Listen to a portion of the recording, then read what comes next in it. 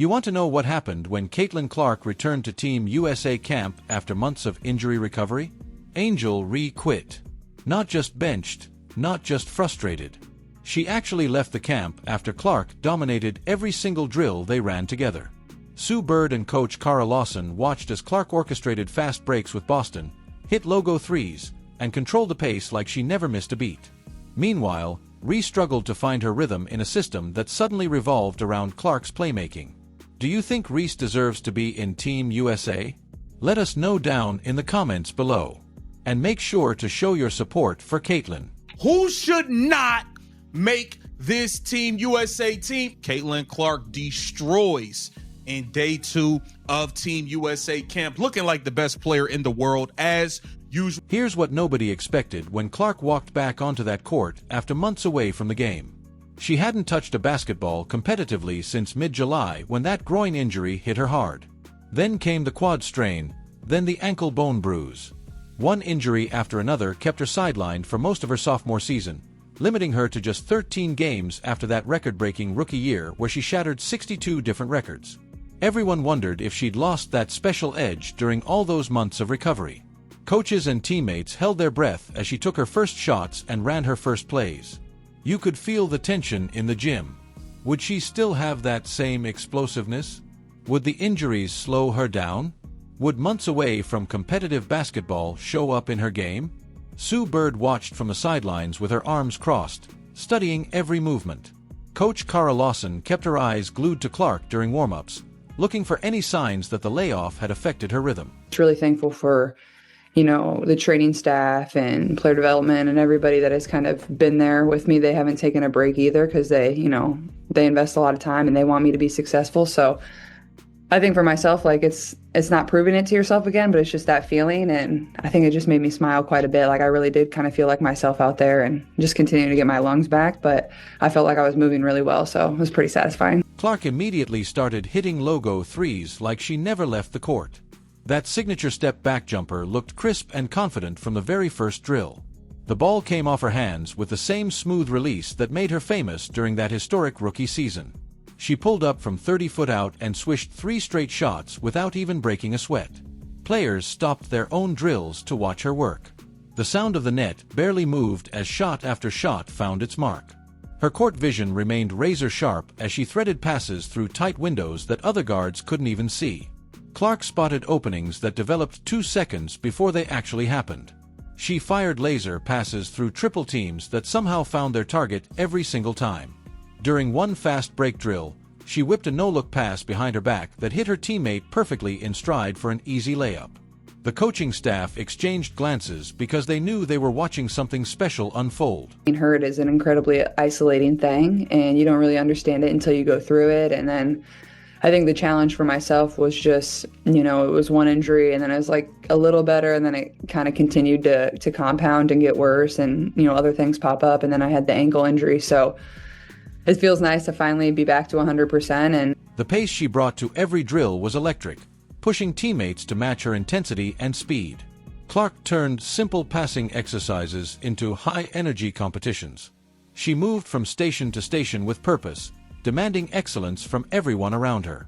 Her energy became contagious as other players started moving faster, cutting harder, and competing at a level they hadn't reached all week. The entire tempo of practice shifted when Clark stepped onto the court. Sue Bird watched from the sidelines and couldn't hide her amazement at how quickly Clark found her rhythm. Bird later said, "She looked great. The rhythm looks great." Bird had seen plenty of players struggle to return from extended layoffs, but Clark made it look effortless. Here's a player that didn't get to play this summer, so for this to be the first day back, she looked great, Bird explained to reporters after practice ended. That stands out to me in looking at this. It's not just that she's back on the basketball court and it's a relief, but her speed seems to be back. We saw it on that step back 3 on the first day of practice, but there was a play in the day 2, and this play for a number of reasons is very exciting to watch.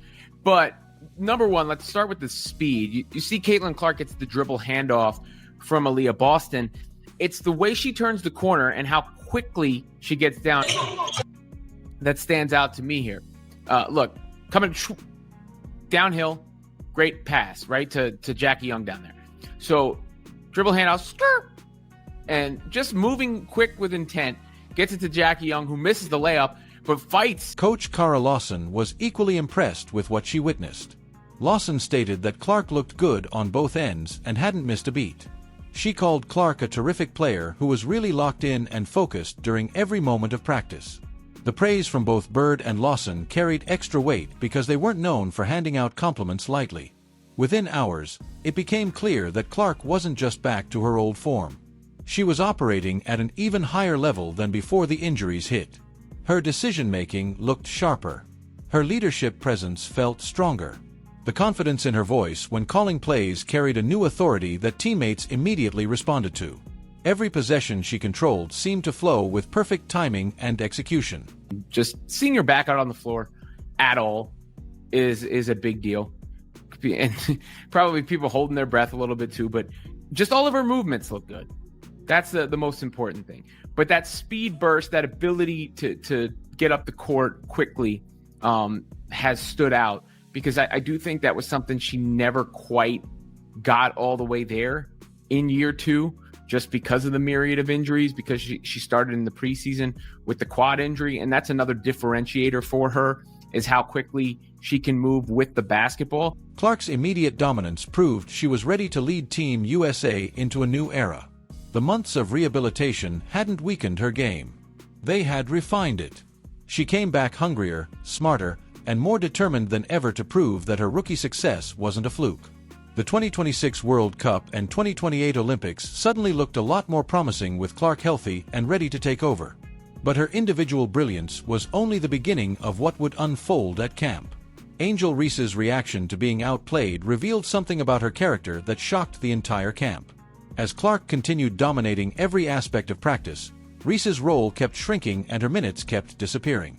The coaching staff started running more drills around Clark's pace and style. Reese found herself on the sidelines watching instead of leading like she expected. Her usual post-up opportunities dried up as the team focused on faster ball movement and three-point shooting. Angel Reese can be an asset and a value, rebounding, being tenacious on this team, and being just a role player, which is what she should be. She's not a star go-to player. Rebound, and that's it. That's all. Rebound and play defense. That's all you got to do. That should be your role, but your team in the WNBA sucks so bad that you're trying to do more, and that's just not you. Instead of adapting her game or working harder, Reese started showing visible frustration during team meetings and drills. She rolled her eyes when coaches explained new plays that featured Clark as the primary option. During water breaks, she complained to teammates about not getting enough touches in the paint. Her effort level dropped noticeably when she wasn't the focal point of offensive sets. Other players started noticing her negative energy spreading through practice sessions. She struggled to keep up with the pace that Clark set. Her post-up game looked slow and outdated in the new system. While Clark pushed fast breaks at lightning speed, Reese needed extra time to establish position down low. The contrast became obvious during transition drills where Clark's team scored quickly. While Reese's group relied on half-court sets, her footwork couldn't match the tempo that Clark brought to every possession. The gap between their styles became impossible to ignore. Teammates noticed her body language change as she realized Clark was taking over the leadership role she expected to have. Reese stopped talking during huddles. When Clark started calling out defensive assignments, she slouched on the bench when coaches praised Clark's decision-making. Her usual vocal presence disappeared as Clark's voice became the one everyone listened to. Players who used to look to Reese for direction started following Clark's lead instead.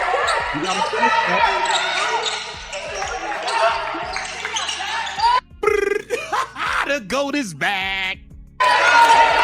Look at the rain.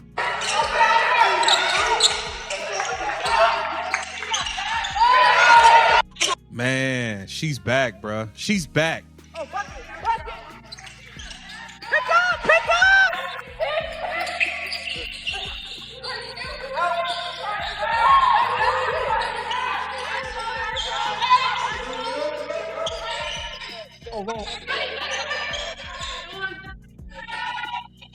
The tension reached its peak during competitive scrimmages. Clark's team ran precise offensive sets while Reese's group struggled to find rhythm. Every possession showed the difference between Clark's basketball IQ and Reese's limited offensive repertoire. Clark created easy shots for teammates while Reese demanded post feeds that slowed down the entire offense. The coaches took notes as Clark's leadership style brought out the best in her teammates. The breaking point came during a scrimmage where Clark's team outscored Reese's group by 20 points in just 15 minutes. Clark hit 4 three-pointers in the first 5 minutes, while Reese managed only 2 field goals. Clark's passes created wide-open looks for her teammates, while Reese's post-ups resulted in contested shots and turnovers. The final score wasn't close enough to call it competitive. Coaches stopped the scrimmage early because the gap kept widening. Reese's tantrum after that scrimmage included complaints about playing time and system fit that coaches found unprofessional. She argued that the offensive system didn't showcase her strengths in the paint. She questioned why Clark got to run so many plays as the primary option. Her voice got louder as she demanded more post touches and slower offensive sets. The coaching staff exchanged concerned looks as Reese continued venting her frustrations publicly. And then this is going to surprise some people, but I think she has versatility. She can score. She can play defense. She has size. I have De'Erica Hamby starting at the 4. I got De'Erica Hamby starting at the 4, and I got Indiana Fever's own Caitlin Clark's running mate, Aaliyah Boston, starting at the 5. That's my starting 5. That's my starting 5.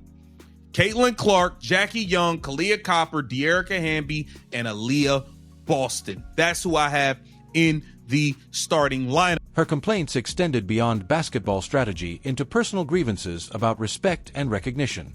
She felt overlooked despite her college success and WNBA accomplishments. She expected automatic inclusion on the roster based on her previous achievements. The idea that she needed to earn her spot through camp performance frustrated her beyond reason. She couldn't accept that past success didn't guarantee future opportunities.